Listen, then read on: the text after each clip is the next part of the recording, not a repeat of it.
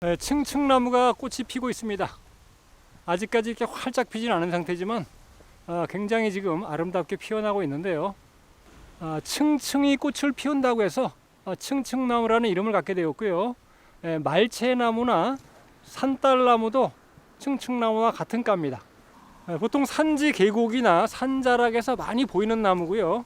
이른 봄에는 수액을 채취해서 이 층층나무의 수액을 먹기도 합니다. 굉장히 아름답게 지금 꽃이 피어나고 있는데요. 이 흰 꽃이 아름다워서 관상용으로도 많이 식재하는 나무입니다. 지금 이 층층나무는 한 높이가 한 20m 정도는 되는 굉장히 커다란 층층나무입니다. 산수유과의 나무고요. 신경통이나 관절염에 효능이 있다고 하는 나무입니다. 이 층층나무는 목재나 기구재로도 사용하고 있으며 뿌리와 줄기, 잎 모든 곳에서 강장작용이 있는 것으로 알려져 있고요.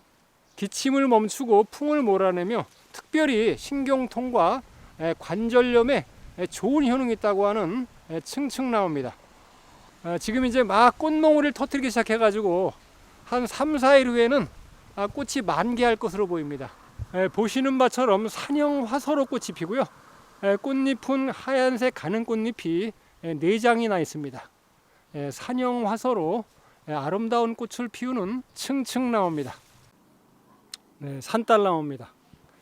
지금 산딸나무 꽃이 굉장히 아주 화려하게 또 화사하게 피어나고 있습니다. 보세요. 꽃잎은 4장이고 꽃이 비교적 큽니다. 그래서 눈에 확 띄는 꽃인데요. 층층나무 꽃에 비해서 꽃이 굉장히 크죠. 층층나무 꽃은 작지만은 이 산딸나무 꽃은 같은 층층나무까지만 꽃이 굉장히 큽니다. 이 산딸나무의 꽃이 지고 난 뒤에는 산딸기처럼 생긴, 물론 산딸기보다는 좀 크지만 산딸기 모양을 하고 있는 붉은색 열매가 달리는데요. 그 산딸나무 열매는 맛이 달고 식용할 수 있는 열매입니다. 이 산딸나무의 열매는 복부 팽만감이나 소화불량에 좋은 효능이 있으며 설사 증상과 위염을 개선하는 데도 좋은 효능이 있다고 알려져 있습니다. 또한 각종 세균 및 바이러스에 대한 면역력을 증진시켜주고 피로회복 및 신진대사 촉진 등에도 효능이 있는 것으로 알려져 있는 산딸나무 열매고요.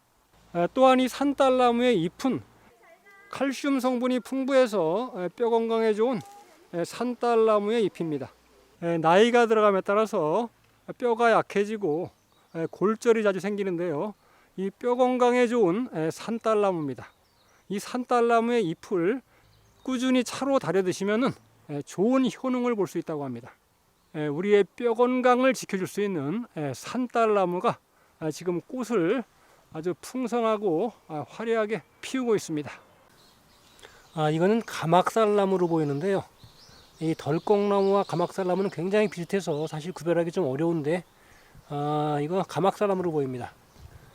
가막살나무가 지금 꽃이 아주 굉장히 풍성하게 피어 있습니다. 올해는 벌들이 많이 보이진 않아요. 벌들이 많이 보이질 않고 꽃이 이 정도로 풍성하게 피고 향기가 좋으면은 벌들이 굉장히 많이 날아왔어야 되는데 벌들이 몇 마리 보이지가 않습니다. 올해는 왜 그런지 모르겠는데 벌들이 보기가 좀 어렵습니다. 가막살나무 꽃이 향기도 좋지만 꽃이 정말 굉장히 풍성하고 아름답게 피어 있습니다. 가막살나무 꽃이 굉장히 아름답게 피어 있는 곳입니다. 이렇게 탐스럽게 피어 있는 이 꽃은 부처님 오신 날의 즈음에서 피어나는 꽃입니다. 이 꽃의 이름은 불두한데요. 부처님의 곱슬곱슬한 머리 모양을 닮았다고 해서 붙여진 이름입니다. 또한 절에서는 승려들이 승무를 출 때 머리에 쓰는 곡갈과 닮았다고 해서 승무화라는 이름으로 부르기도 합니다. 이 불두화는 사실 무성화입니다. 이 불두화는 꽃은 탐스럽고 굉장히 풍만해 보이지만 암술이 있는 유성화와는 달리 번식을 할 수 없는 무성화입니다. 따라서 번식 능력이 없기 때문에 열매를 맺지 못하는 그런 꽃입니다. 이 불두화는 원래 야생에 자라는 백당나무의 바깥쪽에 있는 헛꽃을 개량해서 꽃의 탐스러움을 극대화한 꽃인데요. 말씀드린 대로 생식 능력이 없기 때문에 포기 나누기나 삽목을 통해서만 번식이 가능한 그런 꽃입니다. 이곳은 불두화가 굉장히 탐스럽게 하얀 꽃을 풍성하게 매달고 있는 곳입니다. 아카시 꽃도 요즘에 한창입니다. 그래서 이제 양봉하시는 분들은 지금 아카시 꽃을 찾아서 이동 양봉을 하고 있더라고요. 양봉을 하는 친구가 있는데 요즘에는 이제 한 곳에서 이렇게 벌꿀을 채취하는 것이 아니라 이동하면서 양봉을 하는 이동 양봉을 한다고 아까 연락이 왔어요. 카톡에 사진을 몇 장 보내줬었는데 벌통이 엄청나더라고요. 요즘에 벌 농사하시는 분들이 주력으로 삼고 있는 꽃이 바로 이 아카시 꽃일 겁니다. 바로 그 아카시 꽃이 계곡에서 이렇게 활짝 피어나고 있습니다. 이 계곡에 보니까 아카시 나무 밑에는 개복사가 아주 자그마한 것이 엄청나게 많이 달리고 있네요. 개복사도 이렇게 열매를 맺기 시작했습니다. 앞에는 그 죽은 나무를 으름덩굴이 타고 올라갔는데 굉장합니다. 이 앞에는 전부 다 이 가파른 계곡에 나무를 타고 올라간 으름덩굴들입니다. 이 으름덩굴의 세력이 엄청나네요. 이 계곡에 가파른 계곡에 으름덩굴들이 나무를 타고 올라가는데 굉장합니다. 위에는 이제 아카시 꽃이 이렇게 피어 있는데요. 20m를 타고 올라갔네요. 으름덩굴이 한 20m를 타고 올라갔습니다. 여기는 찔레꽃이 나무를 타고 올라갔는데 굉장히 아름답게 피었습니다.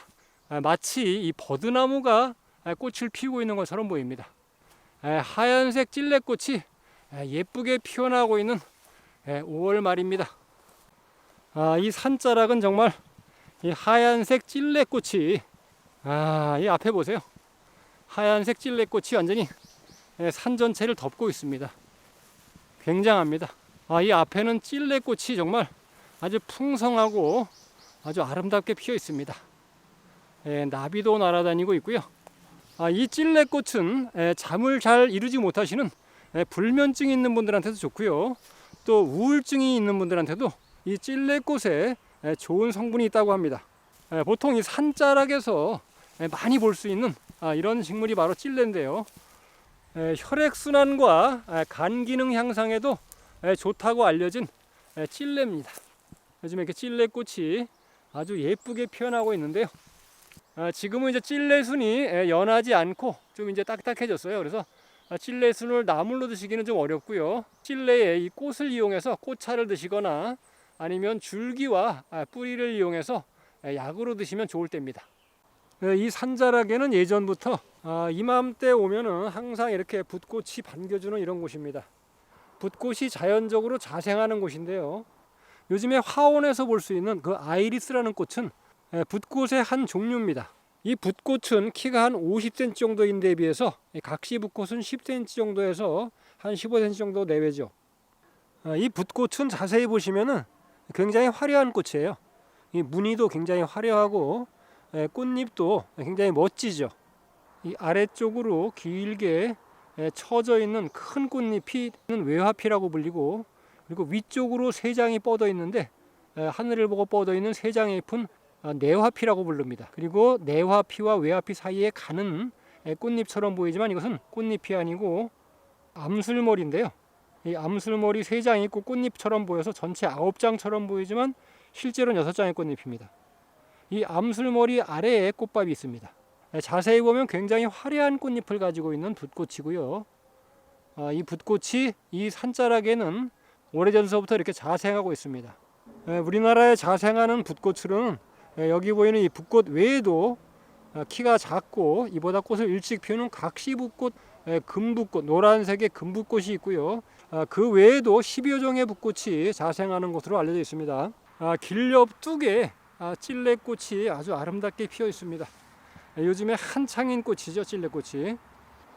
요즘 밖을 나가면 가장 쉽게 볼 수 있는 꽃이 아카시 꽃과 바로 이 찔레꽃인데요.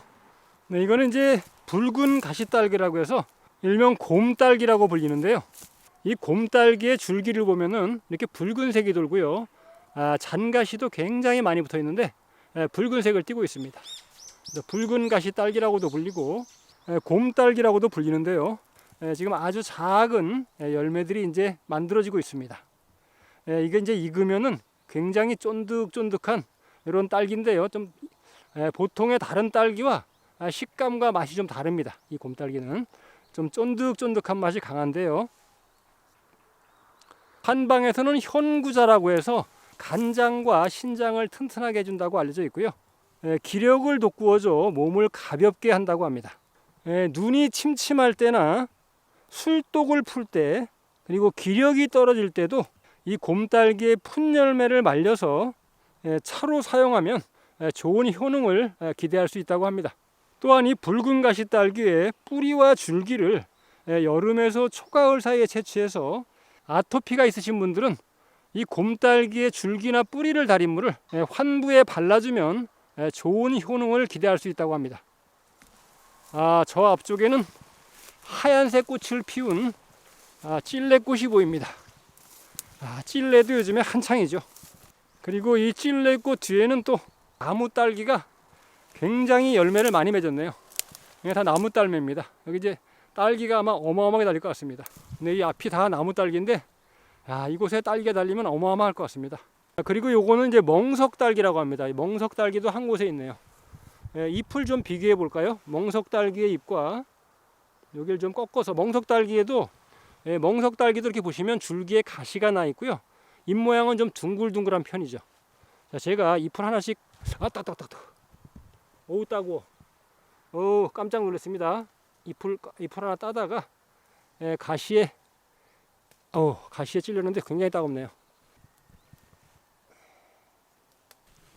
비교를 해드리기 위해서 잎을 한 장씩 채취를 하고 있는데, 자, 우연히 지금 한 곳에 3가지 종류의 딸기가 있어가지고 제가 비교를 위해서 이렇게 하나씩 잎을 따봤습니다. 맨 오른쪽에 있는 것이 이제 곰딸기, 붉은 가시딸기인데요. 보시면 잎 모양이 좀 둥글둥글합니다. 이거는 잎 모양이 둥글둥글하고, 이 멍석딸기도 곰딸기와 좀 비슷합니다. 잎 모양을 보시면은 모양은 비슷한데 좀 차이가 있다면은 곰딸기는 잎줄기가 붉은 자주색인데 비해서 멍석딸기는 초록색 빛을 띤 옅은 자주색입니다. 공통점은 잎의 모양이 비슷하고요. 잎의 뒷면이 이렇게 하얀색이죠. 멍석딸기도 마찬가지고 곰딸기도 역시 이렇게 하얀색인데요. 이 나무딸기는 뒷면도 초록색입니다. 나무딸기와는 완전히 구별되죠. 나무딸기와는 완전히 다른데요. 잎 모양도 다르죠. 이건 나무딸기는 잎 모양도 다릅니다. 이렇게 확실하게 나무딸기와는 다른 모양을 하고 있는데요. 이 멍석딸기와 이 붉은 가시딸기가 잎 모양과 색깔도 좀 비슷합니다. 하지만 멍석딸기가 조금 더 색깔이 짙고, 곰딸기, 붉은 가시딸기가 조금 옅은 초록색이고요. 곰딸기는 잎줄기가 붉은 자주색인데 비해서 멍석딸기는 자주색이 옅으면서 초록색이 강합니다. 멍석딸기와 곰딸기의 비교고요. 이것은 나무딸기입니다.